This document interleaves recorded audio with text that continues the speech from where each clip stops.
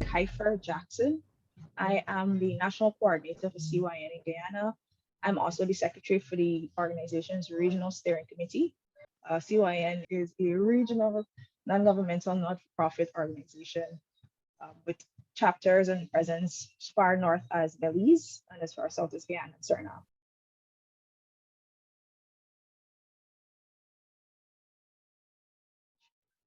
For organizations like CYN, climate justice is more than just a term that is tossed around, more than just a nice phrase, but it is more of a movement towards the recognition of climate change and impacts of climate change, understanding that it has different social, economic, public health, and various adverse impacts on persons in society, especially underprivileged populations. Specifically for young persons, though, climate justice can be summarized as the assurance of actions to safeguard our future. The obvious reality is that young people have inherited an earth that is distressed.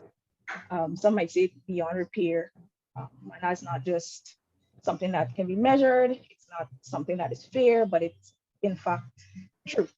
What we hope that climate justice can achieve is for young persons to be able to have the power to cope and adapt to the crisis that we are in.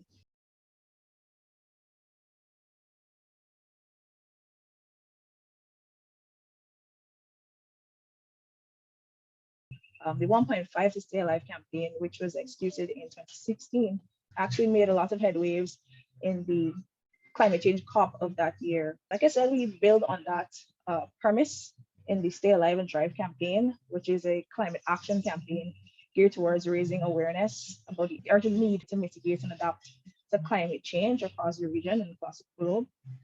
We've also been able to collect information which forms the baseline for what youth know about climate change.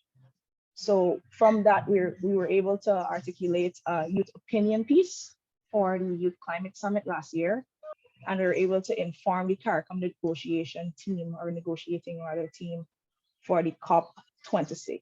This year, we're also continuing our efforts to build awareness engagement with Indigenous people. To some degree, we haven't really been doing as much as we should to engage Indigenous communities. I think that's why it's so important for us to really do more to ensure that the opinions, the voices of these communities are heard.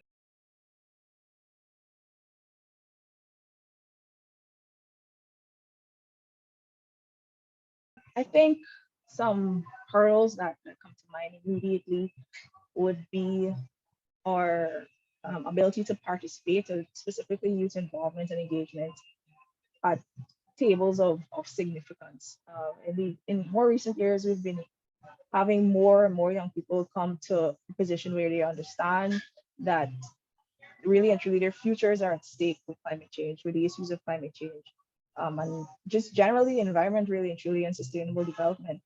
So with the insurgence of an interest of more young people being built, there's still really no impactful seats at the table for young people and CSOs, especially grassroots CSOs, where the collective voice can not only be heard, or a statement can be drafted to be read at the political forum, but for what is being said to actually impact and influence policy.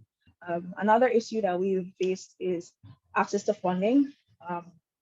Funding is usually a challenge, and sometimes it is a complicated process for grassroots organizations to access funding for bigger projects. It's almost impossible for young people to really access large lump sums of money that they can use to facilitate a sustainable project.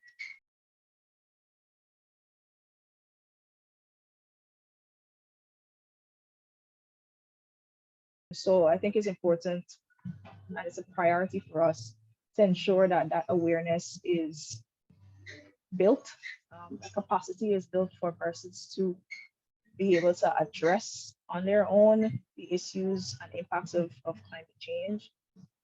We also believe in empowering young persons to recognize and accept that they are the leaders of tomorrow, and it's not just the older men in the room that have the say, but they have a voice and they have a say. So empowering young people in that way is something that CYN is looking into and continues to look into.